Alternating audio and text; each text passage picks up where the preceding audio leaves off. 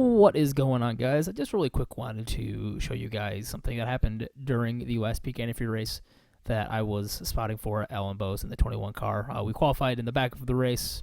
We had a lot of ground to make up, but slowly as we started crawling through the field here, it's about lap 30 of the race. We were basically the fastest car on track and really picking our way through the field. We were up to like 20th at this point. We started somewhere around 35th. Main reasoning for this video, guys, I just want to show you as like a tool to help you and to help me as well, because there's many things that I could have done differently as a spotter, and you as a driver, there are a lot of things you can learn from this clip as well. Any spotters out there as well, anybody who's looking to make it up into like the top level of racing, and you want to have better foresight of an incident that's happening ahead of you. There are many things that were done wrong here by multiple parties. There were many things that I could have done better to warn Alan where to go. Like, there is just so much to be learned by this one singular clip, and I just want to break it down for you guys. So I'm going to play it out real quick, and then we're going to go back and break down what happened, and then I'm going to also explain to you what could have been done differently to help completely avoid this incident. So here we go.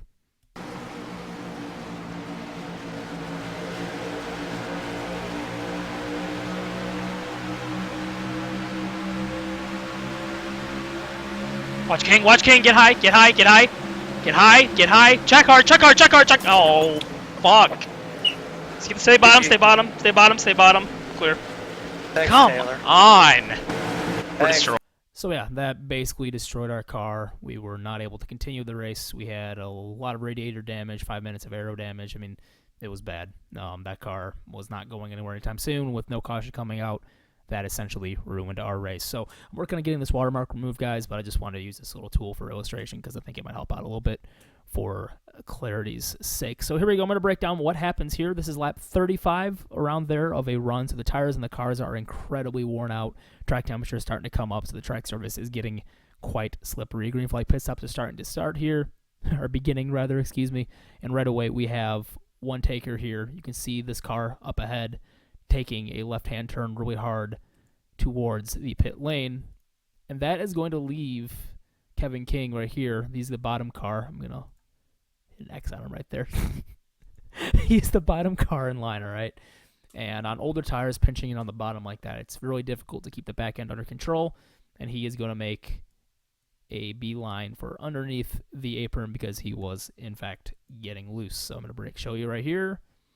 And he's already saved the car, but still relatively off pace and below the racing surface. Now, we have 2x2 right in front of us here in the 28, the 88, and these two up here as well. Not a lot of places to go here in a situation like this.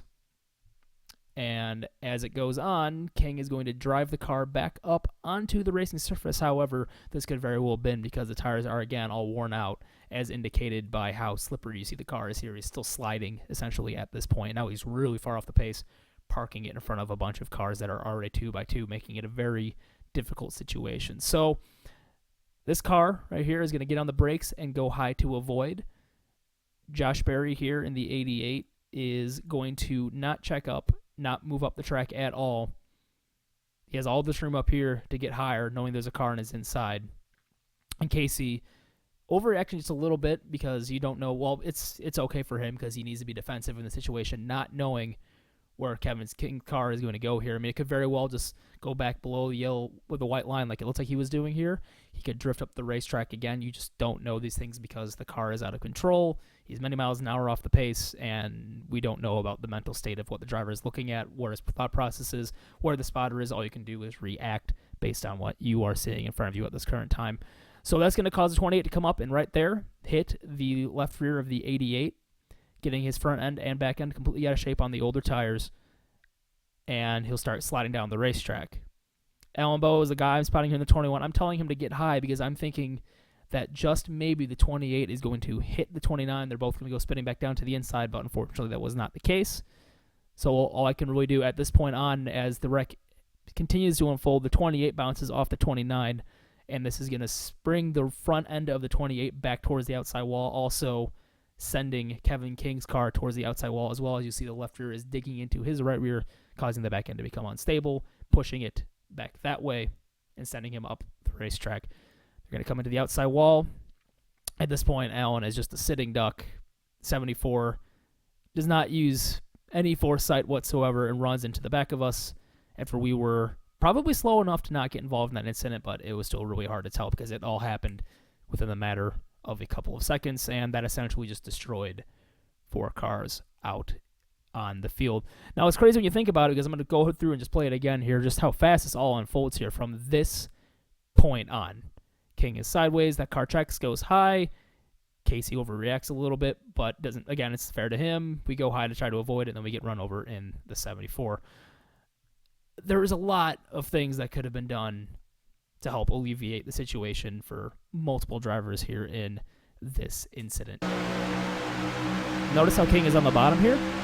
Look how long he's been down there. Watch King. That's a good 4 to 3 seconds, but I did not tell Alan something was happening. I could have maybe said, King is on the apron up ahead, watch out. But again, it's really hard to say because I believe I was sitting here really keeping my eyes focused on these two side by side, trying to warn Alan of any possible situation coming out of 4, not using enough foresight up ahead to see that the 29 was in trouble. King, watch. So at this point of the incident, if you're Alan Bose, you see a slow car on the bottom. Therefore, and I had this in my mind as well, you're thinking to yourself, okay, well, the safe lane around this is going to be to go this way. You're thinking Kevin's going to hold the white line all the way through. This car's still out of control. This car is already in the clear. Duval's a little bit sideways, but he's so far ahead that it's not going to make any difference in the situation. And the only possible issue we have right now is these two right here. Again, with Josh not coming down, or not coming up rather, he has all this room up here to give Casey more room to avoid the incident of the multiple slower cars in front of him right in his path. All right.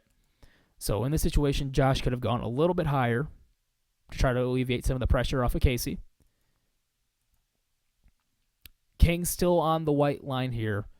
It may have been okay for Casey to try to shoot the middle, but he goes high thinking King is still going to come out of control, and that causes that incident right there. Now, at this point of the incident, we have Jake Sturgis back here in the 41 already at the same pace as we are with Alan Bose in the 21, checking for the incident that is breaking down. Taylor Hurst did have a clear line of sight, as I'll show you later on. And by the way, he does see this all breaking down, but he does not check up whatsoever until it is way too late. And King continues to move up the racetrack despite the fact that 28 is sideways. But again, it's a blind spot. It all happens so fast, and the car doesn't have that much grip as it is right now.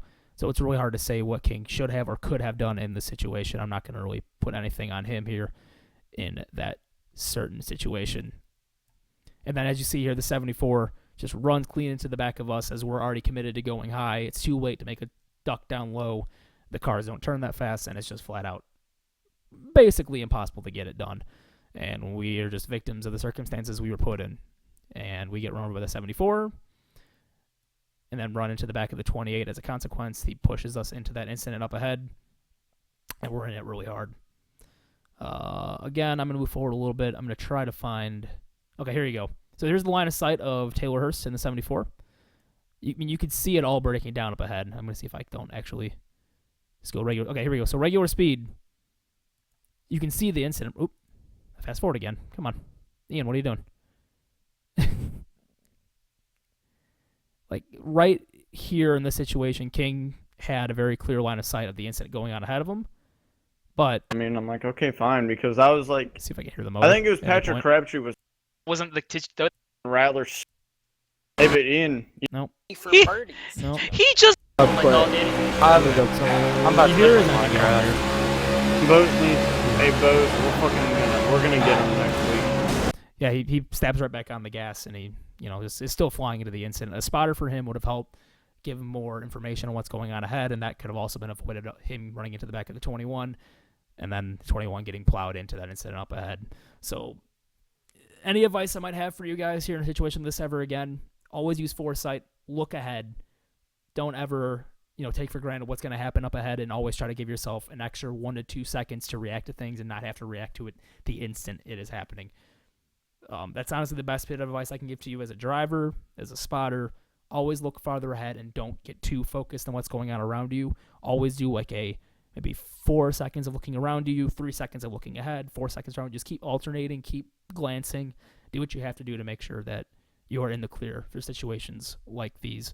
in the future. Also, too, if there's an incident happening in front of you, just always err on the side of caution. Lift off the gas, use the brake, do what you can to try to avoid an incident. And even if it doesn't happen, it's safer to not have been involved in the incident at all and lose 1 or 2 seconds.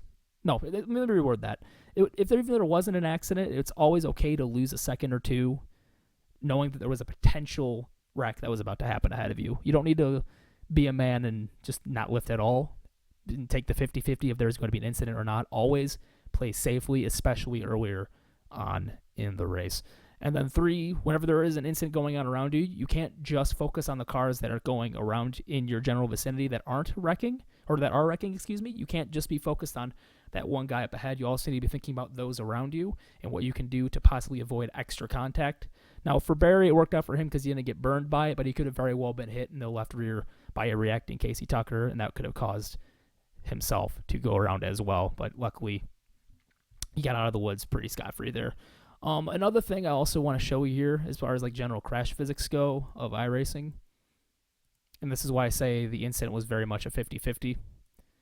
When you are looking at how Casey's car was angled down here, normal physics, you think in the situation that the 28's can hit the 29, they're just going to bounce off each other and turn down the track and head back down this way here. I'm going to use the blue line to say what I think would have happened here in this situation under normal circumstances. These cars would have stayed together for maybe a little bit longer and then maybe careened towards the inside. However, because King's car was on a track up the racetrack, when they hit, the car was already getting momentum towards that outside wall. They're both going to bounce off each other and, head back towards the outside wall. That's literally a quarter of a second reaction time, though. Like, that's a very difficult thing to evaluate in that very moment. But again, if you learn how these crash physics work and how just general car physics work, it doesn't matter if you have like 1 second to react, a quarter second to react. Just learning how these things unfold in front of you is going to help you at some point in the future avoiding an incident and saving a race. So that's all for now, guys. This full spotting video is going to come out tomorrow as well as last week, so I'm going to throw it at the end of this video because it's still rather short. As far as like a spotting video goes, it was a very short-lived race for us, and I'm going to put out the other spotting video at the end of that one as well that just backtracks to Richmond. So take it easy, guys. Hope you have a fantastic week, and I will be seeing you in the next one.